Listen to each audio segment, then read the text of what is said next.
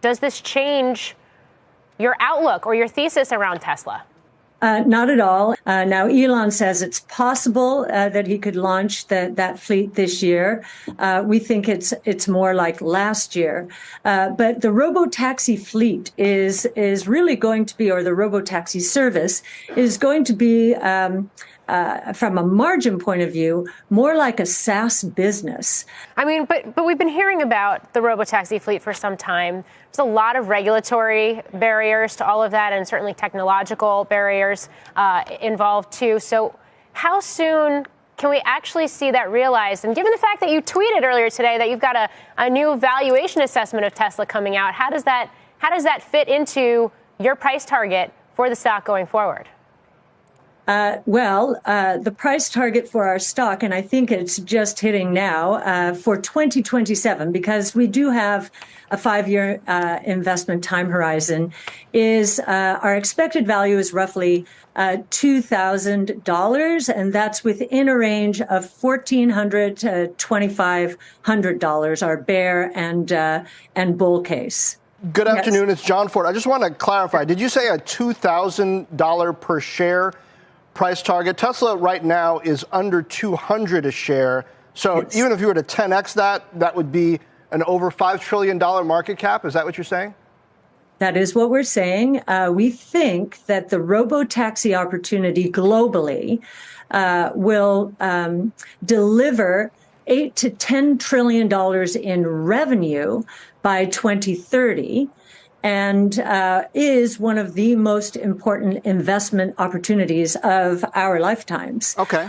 안녕하세요. 캐시 우드가 테슬라 $2,500 간다라고 말하고 있는데요. 2027년에 $2,500를 간다라면 애플의 시가총액, 아람코의 시가총액을 합친 것보다 훨씬 더 큰 기업이 되는 것입니다. 그렇다면 캐시우드가 $2,500 목표 주가를 제시하는 그 근거에 대해서 한번 자세하게 살펴보겠습니다. 아크인베스트의 불케이스 시나리오를 보시면 2027년에 전기차 2천만 대 판매량을 올리고 매출은 무려 528빌리언, 도대체 몇 배나 올라가는 것인지 600조가 넘습니다. 그야말로 엄청난 성장률을 보여주는 것인데요. 여기서 흥미로운 사실은 자율주행 매출이 613빌리언, 전기차 매출보다 훨씬 더 높은 것을 볼 수가 있습니다. 거기에다가 매출 총이익률이 52%, 이건 제조업에서 나올 수가 없는 퍼센테이지인데 테슬라는 완벽히 제조업에서 벗어나서 소프트웨어 기업이 되어 있다라는 뜻이겠죠. 왜냐하면 전기차 에너지 부분 가지고는 이 마진율이 50%가 이렇게 나올 수가 없습니다. 그래서 시가총액은 무려 7.9 트릴리언, 목표 주가는 $2,500를 제시하고 있습니다. 사실 테슬라 같은 경우는 지금도 덩치가 큰 기업이기 때문에 생각보다 팍팍 올라가기가 쉽지는 않은데 지금 이 정도면 미래 가치를 굉장히 높게 보고 있다라는 뜻인데요. 우선 테슬라의 로보택시가 2024년에 출시가 될 확률이 굉장히 높다라고 보고 있고 여러가지 사업들이 굉장히 많지 않습니까? 하지만 에너지 전기차 차량 공유에 대한 밸류에이션보다는 역시나 로보택시의 엄청난 밸류에이션과 매출 상승률을 이쪽으로 바라보고 있습니다. 그러니까 캐시우드의 말처럼 $2,500 가려면 로보택시가 반드시 이루어져야겠죠. 리포트를 조금 더 자세히 살펴보시면 전기차에 대한 비중이 점점 줄어듭니다. 그리고 에너지 부분에 대한 비중도 그렇게 크게 보지 않고 있고요. 결국 아크인베스트에서는 로보택시에 풀 베팅을 하는 것입니다. 자율주행, 현재 수많은 기업들이 이것을 만들려고 엄청나게 돈을 퍼붓고는 있지만 생각보다 빠르게 진행이 안 되고 있죠. 하지만 캐시우드는 테슬라가 완전 자율주행을 곧 있으면 완성을 시킬 것이다. 그리고 테슬라의 대부분의 가치는 로보택시에서 올 거라고 보고 있습니다. 거기에다가 한 단계 더 나아가서 미국 경제의 미래는 자율주행이다. 로보택시가 돼야지 미국 경제가 더 크게 성장을 할 것이고 로보택시가 되지 않는다라면 미국 경제 성장률은 저조할 것이다. 이만큼 로보택시가 인류의 미래이자 미국의 미래이자 테슬라의 미래이자 우리 모두의 미래라고 말씀을 하고 계시는데요. 사실 로보택시가 나오면 대박이긴 합니다. 택시에서 인건비가 완전히 사라지고 이 기술이 완성이 되었다라면 아마 제조업체에서도 인간은 사라지지 않을까. 그야말로 비즈니스에서 인건비가 자체가 굉장히 많은 비중을 차지하는데 그러한 부분들이 모두 다 사라지는 것이 아닙니까? 그러면서 행동으로 옮기고 있습니다. 어제만 해도 테슬라를 계속해서 매수 버튼을 클릭을 하고 있는 캐시 우드인데요. 확실하게 전 세계 펀드 매니저 중에서 테슬라를 가장 불리시하게 바라보는 분이 이분이 아닐까 싶습니다.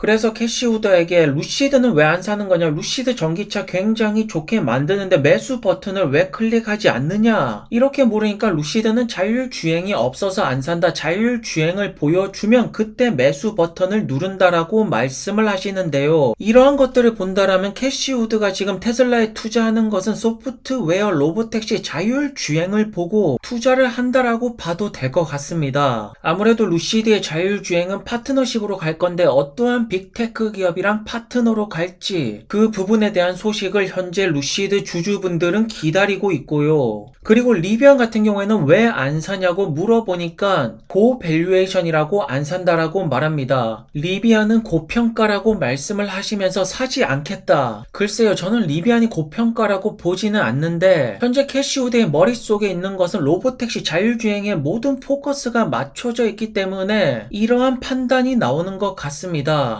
그래서 캐시우드의 말처럼 테슬라의 주가가 10배 이상의 상승이 나오려면 반드시 로보택시가 완성이 돼야 됩니다. 현재 주장하는 모든 근거의 베이스가 로보택시 완전 100% 자율주행이기 때문에 이 기술력이 완성이 된다. 그렇다면 테슬라는 엄청난 주가 상승이 당연히 나올 것이겠죠. 최근에 테슬라가 1분기 실적 발표 후에 기관들의 목표 주가 변동성은 정말로 엄청납니다. 아무래도 수익 감소 부분에 포커스가 맞춰지면서 대부분의 기관들은 목표 주가를 내리고 있는데 알크 인베스트에서는 전기차보다는 소프트웨어에 강력한 초점을 맞추고 있죠. 그렇기 때문에 저렇게 높은 목표 주가가 제시가 되는 것이고요. 테슬라의 목표 주가만 변동성이 큰 것이 아닙니다. 테슬라 모델 S랑 X 가격을 다시 올립니다. 최근 들어서 내렸다가 올렸다가 굉장히 큰 변동성을 보이고 있는데 테슬라 고가 차량은 3,000불 가량 다시 올랐습니다. 현재 전기차 시장은 그야말로 글로벌적으로 혼돈, 카오스 그 자체가 아닐까. 테슬라가 글로벌적으로 파일을 늘려나가고 있고 중국에서는 비아디가 확실하게 치고 나가고 있습니다. 그리고 유럽 쪽에서는 폭스바겐이 만만치 않게 올라오고 있고 전기차 스타트업들도 호시탐탐 기회를 노리고 있고 내연기관차들 역시나 어떻게든 살아남기 위한 흔적들이 보이고 있죠. 그렇지만 지금은 전기차 시장의 리스크는 굉장히 높다. 지금 어떤 기업이 망할지 확실하게 모르지 않습니까? 분명히 이 중에서 망하는 기업이 나올 것이고 성공하는 기업들은 망하는 기업들을 인수합병을 하면서 계속해서 덩치를 키워나가겠죠. 어쨌든 현재 모든 전기차 기업들은 반드시 중국 시장에서 어느 정도의 성공을 거두어야지 매출 성장률에 큰 도움이 될 것입니다. 현재 모건 스탠리 같은 경우에는 일단 테슬라 $200부터 가야 된다. 테슬라를 우선 전기차 위너로 올려놓고 있고 커버를 치는 기업들을 보시면 루시드, 피스커, 퀀텀스케이프 등이 보이고 있습니다.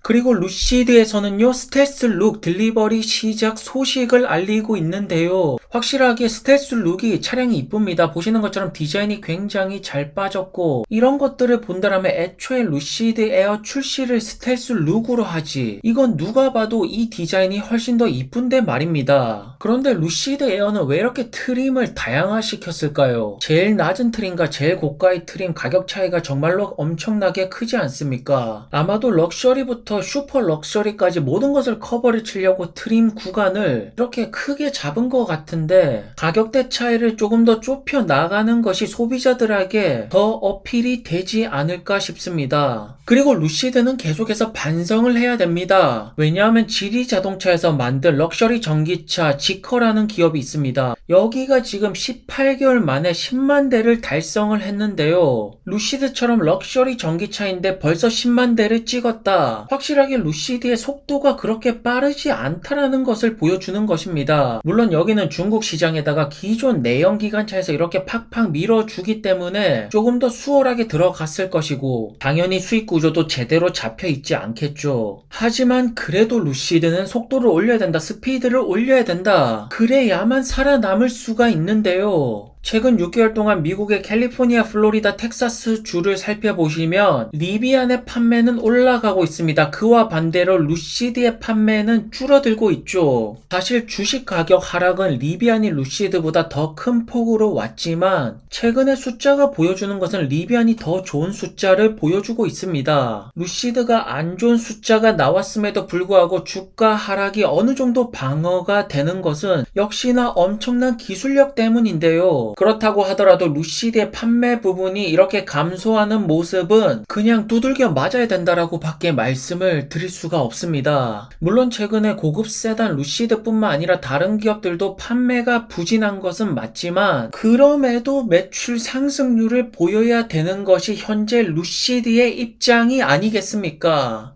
여러분들이 보시기에는 아이오닉 5, 6, 7의 차이점이 뭐라고 보십니까? 제가 보기에는 그냥 스케이트보드 플랫폼 사이즈만 조정하고 바디만 조금 변경을 해가지고 이렇게 빠르게 다음 모델들이 계속해서 나오는 것 같은데요. 테슬라 모델 Y의 성공은 완성도에 있습니다. 그냥 포트폴리오 대수만 늘린다라면 사이즈만 줄이고 이렇게 해가지고 빠르게 내놓을 수는 있지만 소비자들이 선택하는 것은 완성도가 높은 차량입니다. 미국에서 가장 전기차가 많이 팔리는 주 캘리포니아, 플로리다, 텍사스를 본다라면 아직까지는 포드보다는 제너럴 모터스가 더 많이 팔고 있습니다. 아무래도 쉐보레 볼트빨이겠죠? 그리고 현대차도 우주로 간다라고 말하고 있는데 현대차가 한 선택 중에서 가장 훌륭한 선택이 어쨌든 보스턴 다이나믹스 인수가 아닐까 싶습니다. 자율주행, 우주, 에너지, 테슬라가 건드리는 사업은 현대차가 그래도 다 쫓아가고 있습니다. 테슬라의 슈퍼차저는 계속해서 늘어나고 있고요. 전기차 시대가 금방 올 줄 알았는데 지금 약간 정체기에 머무르는 것이 아닐까. 하지만 전기차 친환경 시대, 배터리의 시대는 반드시 온다라고 보고 저는 전기차 기업에 투자를 하는 것이 맞다라고 생각을 합니다. 오늘 영상은 여기서 마무리를 하겠습니다. 좋은 하루 되시고요. 안녕히 들어가세요.